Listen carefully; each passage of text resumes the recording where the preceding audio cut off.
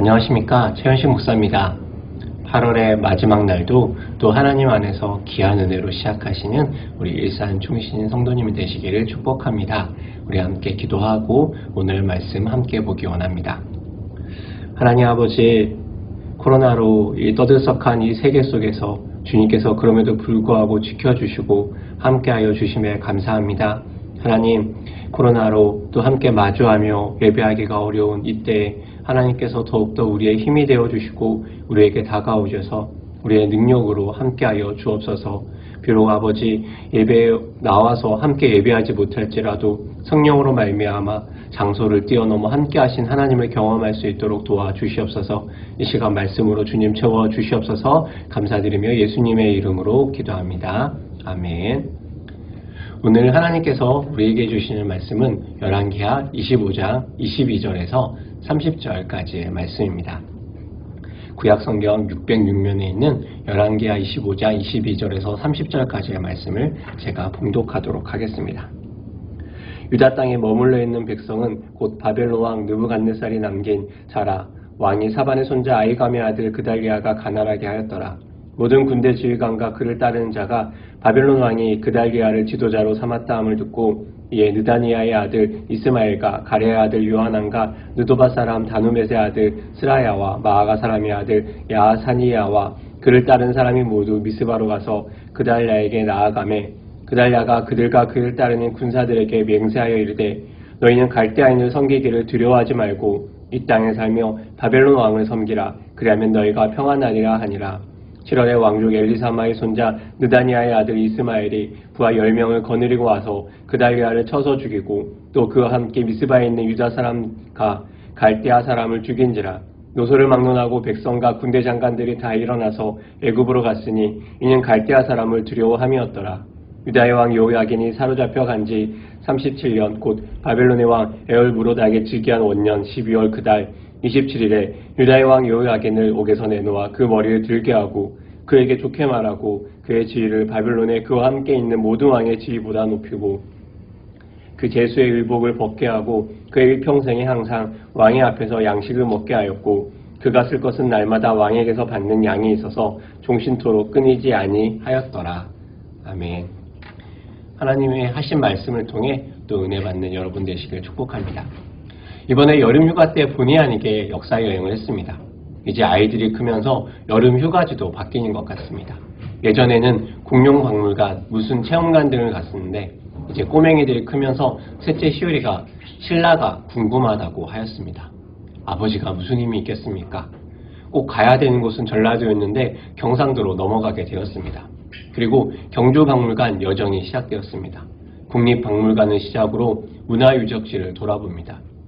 경주의 옛 이름이 서라벌입니다. 이 서라벌이라는 지명에서 서울이라는 명칭이 왔다고 하니 어떻게 보면 서울의 형님이라고도 할 수 있을 것입니다. 첨성대를 보고 동궁과 월지 야경을 구경하러 갑니다. 아름다운 호수와 조명 그리고 부드러운 곡선의 동궁과 월지는 정말로 장관이었습니다. 그러다가 가는 길에 예전 신라의 모습을 그린 상상도를 보게 되었습니다. 마치 잘 계획된 고양시처럼 궁궐과 마을이 아름답게 어우러진 곳이었습니다. 거기에 화려한 왕관과 액세서리까지 보니 신라인의 자부심이 얼마나 컸을지 생각하게 됩니다. 그렇게 보면 우리나라 삼국지도 중국의 삼국지에 버금가는 매력이 있는 것 같습니다. 그리고 그 매력이 당시의 사람들에게는 얼마나 컸던지 백제와 고구려가 멸망하고 난 뒤에도 이 향수는 사람들의 마음을 사로잡고 있었습니다. 그래서 후삼국 시대가 나중에 도래했지요. 백제의 후손이라 일컫는 견인과 그리고 후에 고려가 된 후고구려까지 말입니다. 그런데 강력한 군사력을 자랑했던 신라 군인 출신의 견인을 살펴보면 후백제 운동은 뒷이야기가 좀 더 있는 것 같습니다. 신라 군인 출신이기에 한계도 있고 견인 아들들의 후계 다툼도 크게 작용했다고 보면 후백제를 표방했다기보다 후백제의 후광을 뒤로하고 자신의 권력 다툼을 한 것은 아닐까 생각됩니다. 이렇게 나라가 멸망하고도 그 뒤에 이어지는 여러 가지 운동들이 있습니다. 오늘 열왕기하의 마지막 장면입니다. 아합에 대한 내용으로 시작했던 열왕기하는 남유다의 멸망으로 끝이 납니다. 그런 측면에서 오늘 본문을 보면 조금 의아한 장면을 마주하게 됩니다. 왜냐하면 오늘 어제 본문 21절은 이렇게 이야기하기 때문입니다. 21절의 말씀입니다. 바벨론 왕이 하마 땅 림나에서 다 쳐 죽였더라.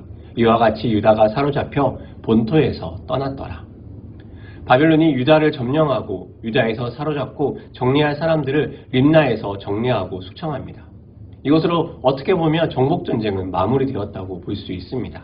그리고 바벨론은 포로들을 끌고 갑니다. 그렇게 마지막은 슬픈 유다의 모습입니다. 유다가 사로잡혀 본토에서 떠났더라. 이 본토가 지닌 의미는 얼마나 많은 사상과 이념을 이스라엘에게 주었겠습니까? 사실 이스라엘은 땅에 대한 역사라고 볼 수 있습니다. 에덴 동산이라는 땅에서 아담과 하와가 추방되며 문제가 시작됩니다.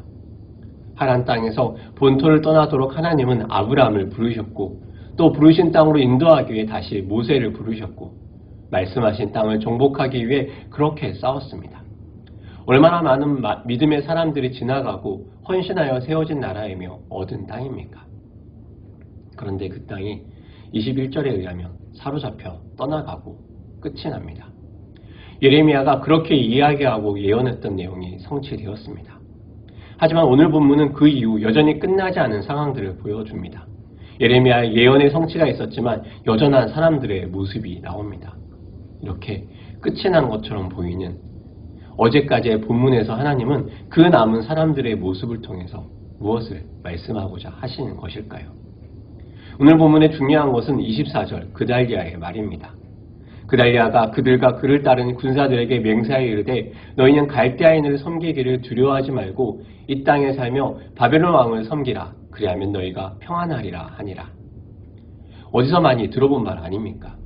그달리아는 이제 느부갓네살의 임명을 받고 유다를 가나라한 자로 서게 됩니다. 당시의 분위기가 어떠했겠습니까? 어수선하고 정신없지 않겠습니까? 유력한 자들은 끌려가고 지도자들은 림나에서 처형되었습니다. 그렇게 남은 자들은 이제 어떤 모습으로 살아갈지 결정해야 됩니다. 그리고 그들에게 그달리아는 예레미야가 했던 말과 비슷한 말을 합니다. 요즘 이렇습니다. 이 상황을 인정하고 받아들여라. 바벨론에게 포위당했을 때 예레미야가 말했습니다. 항복해라.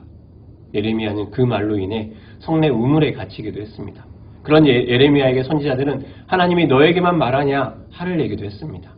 매국노와 같은 예레미야를 받아들이기 힘들었습니다. 예루살렘 남유다의 모든 부귀와 영화가 한순간 무너진 것처럼 끝이 난 것처럼 보입니다. 성전이 약탈당하고 두 녹기둥을 뺏기고 놋바다를 깨트려 바벨론으로 가져갑니다.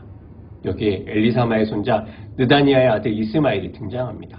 본문 25절에 보면 이스마엘을 설명하는 하나의 수식어가 있습니다. 그것은 바로 왕족이라는 표현입니다. 이 왕족 출신이 보기에 이 상황이 어떻게 보이겠습니까? 그달리아의 아버지 아히감이 예레미야에게 우호적인 것을 감안해서 생각했을 수도 있습니다. 그리고 나라가 망했는데 그저 그 모든 것을 인정하며 잘 살아보자 이렇게 말하는 그달리아의 태도가 마음에 들지 않았을 수도 있습니다. 그리고 이스마엘은 이렇게 행동합니다. 25절의 말씀입니다. 7월의 왕족 엘리사마의 손자 느다니아의 아들 이스마엘이 부하 10명을 거느리고 와서 그달리아를 쳐서 죽이고 또 그와 함께 미스바에 있는 유다 사람과 갈대아 사람을 죽인지라. 오늘 이 본문은 예레미야 41장을 보면 좀 더 자세히 나옵니다. 이스마엘이 그달리아를 죽인 정황이 나옵니다. 함께 떡을 먹다가 이렇게 표현합니다. 즉 함께 식사 중에 이스마엘과 함께 있던 사람들이 그달리아를 죽입니다. 암살했다는 뜻입니다. 이 상황은 우발적이지 않습니다. 은밀하게 준비되었습니다. 왜냐하면 예레미야 40장에 가랴의 아들 요하난이 그달리아에게 은밀히 제보합니다. 암몬 자손의 왕 바알리스가 내 생명을 빼앗으려 하여 느다니아의 아들 이스마엘을 보낸 줄 내가 아느냐. 그렇지만 그달리아는 무시합니다. 좀 더 시간이 지나 가랴의 아들 요하난이 이렇게 말합니다.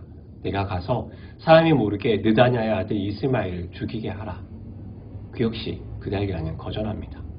어떻게 보면 이스마엘의 암살 시도가 사람들에게는 알려져 있던 이야기일 수 있습니다. 그리고 이스마엘도 어쩌면 그러한 소문을 내면서 스스로 자신의 위세를 드러내려 했을 수도 있습니다. 문제는 그달리아입니다.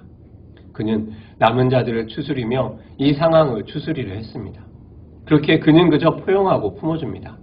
그리고 그 결과는 암살이라는 참혹한 결말로 끝이 납니다. 이스마엘은 악합니다. 그달리아가 추스린다는 소문을 듣고 수염을 깎고 옷을 찢고 오는 사람을 속이며 그들을 죽입니다. 대신 밀과 보리와 꿀, 젖 등을 가지고 있는 사람들을 용서하고 죽이지 않습니다. 그리고 자신을 치러온 요한안을 마주하고 백성이 그를 따르자 이스마엘은 바로 암몬으로 도망갑니다. 이 그림을 보면 바벨론과 적대 관계에 있던 암몬의 사조와 왕족인 이스마엘의 욕심이 결합된 것처럼 보입니다. 그리고 가레의 아들 요한안과 백성들은 애굽으로 떠나갑니다. 선지자 예레미야의 만류에도 말입니다. 어떻게 보면 처참하고 슬픈 마지막 장면을 보여줍니다. 림나에서 모든 것이 끝이 났다 이렇게 끝낼 수 있는데 오히려 더 부과되는 설명은 더 처참한 유다의 모습입니다. 앞서 유다는 강제적으로 사로잡혀 본토에 떠났습니다. 남은 자들은 일어나 애굽으로 갔습니다. 자발적이든 강제적이든 이 땅, 이 본토, 하나님이 약속을 주셨던 그곳에 대한 소망을 가진 사람들은 이제 없어 보입니다. 강대한 권력, 바벨론 앞에 이제 모든 것이 끝이 나 보입니다. 그런데 오늘 열왕기하 기자는 그렇게 모든 것을 끝을 내지 않습니다. 잊혀진 사람을 끄집어냅니다. 마치 오랜 지하실에 숨겨둔 물건을 꺼내둔 것처럼 말입니다. 마치 비장의 무기를 꺼내든 것처럼 말입니다. 오늘 본문 27절의 말씀입니다. 유다의 왕 여호야긴이 사로잡혀간 지 37년, 곧 바벨론의 왕 에올무로닥이 즉위한 원년 12월 그 달 27일에 유다의 왕 여호야긴을 옥에서 내놓아 그 머리를 들게 하고. 여호야긴 왕이 누구입니까? 유다의 19대 왕으로 그는 어린 나이에 왕으로 즉위한 지 석 달 만에 바벨론에 끌려갑니다. 그리고 여호야긴을 이어 시드기야가 왕이 되었고 그 시드기야는 열왕기하 25장 7절에 의하면 결박되어 바벨론으로 끌려갑니다. 어떻게 보면 그는 포로를 끌려가 잊혀진 사람입니다. 석 달의 짧은 시간에도 악한 왕으로 평가받으며 이제 그는 더 이상 다스릴 백성도 없고 영토도 주권도 없는 자입니다. 그렇게 그는 이제 포로로 죄인으로 대우받으며 살았을 것입니다. 그런데 오늘 하나님은 열왕기하의 마지막으로 여호야긴을 꺼냅니다. 그런데 여호야긴에 대한 가정이 조금은 다릅니다. 잡혀간 지 무려 37년이 지났습니다. 이미 많은 시간이 지났음을 보여줍니다. 그리고 바벨론 왕 에올무로닥의 즉위한 원년이 됩니다. 마치 강복절 특사처럼 오래 있던 죄인을 사면해 주는 것처럼 에올무로닥은 오랫동안 잊혀진 왕 여호야긴을 꺼냅니다. 그리고 그에게 머리를 들게 합니다. 한마디로 사면을 해주는 것이며 왕에게 받는 양을 준다는 것으로 보아 그에게 직위를 회복시켜주는 데까지 내포되어 있다고 이야기하기도 합니다. 27절에서 30절까지 머리를 들게 하고 좋게 말하고 지위를 높이고 제수의 의복을 벗게 하고 양식을 먹게 하고 끊어지지 않게 했다고 말합니다. 이 모든 것이 어떻게 가능했을까요? 우리는 자세히 알 수 없습니다. 그저 포로로 끌려간 그리고 하나님 앞에 제대로 돌이키지도 않고 잊혀버린 그 왕을 하나님이 다시 찾아왔다는 것을 우리는 그저 알 수 있습니다. 그리고 그 왕이 열왕기의 마지막을 장식합니다. 앞서 하나님이 오랫동안 공들이고 언약으로 줬던 그 땅, 본토에서 강제로 끌려서 떠나가게 되었고 또한 본토에서 자유로 다시 애굽으로 하나님의 백성이 떠나버린 그곳에 그 본토에 이제 하나님께서 남겨두는 사람이 있는 것입니다. 출애굽기 3장 7절에서 9절 우리가 출애굽할 때 외웠던 말씀이 생각나십니까? 보고 듣고 알고 건져내고 인도하여 데려가려 하노라. 이 동사들 기억나십니까? 마치 오늘의 여호야긴을 향한 하나님의 행동은 그 동사들을 생각나게 합니다. 머리를 들고 좋게 말하고 높이고 제수의 옷을 벗게 하고 먹게 하고 끊어지지 않게 합니다.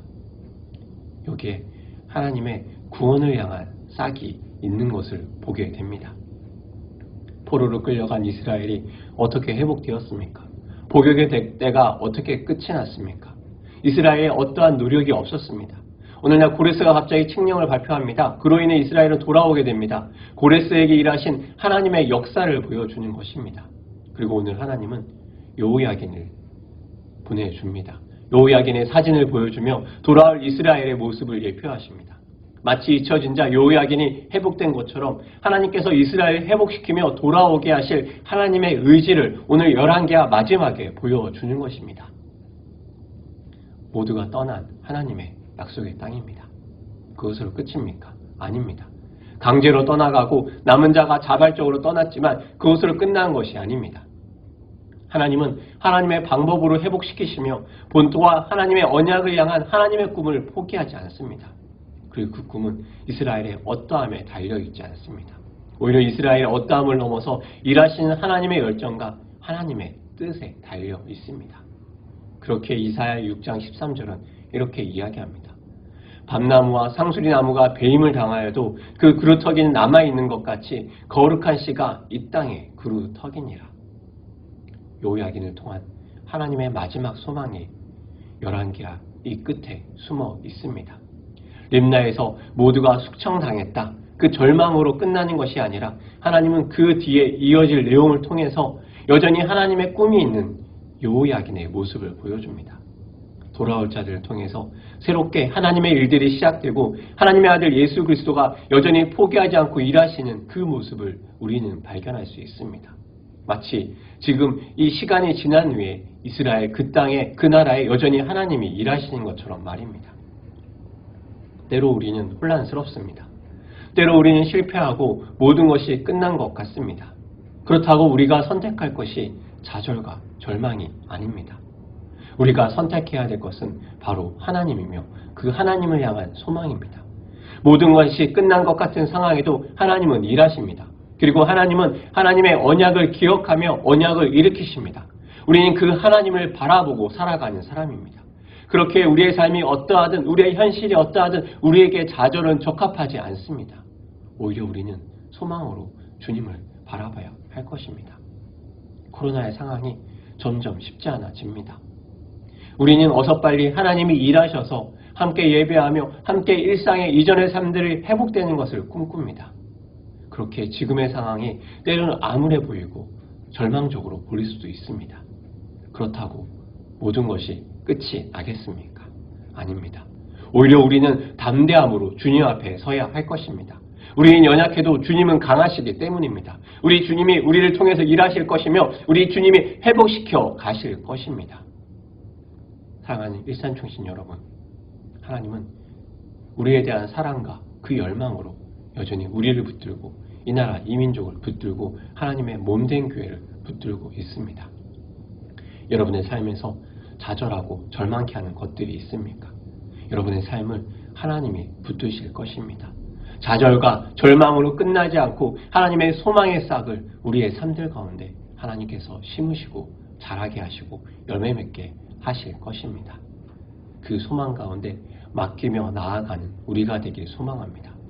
8월의 이 마지막 날이 코로나의 힘겨운 상황으로 지나간다 할지라도 9월에는 또 새 날에는 하나님의 소망으로 우리 가운데 일하실 것입니다.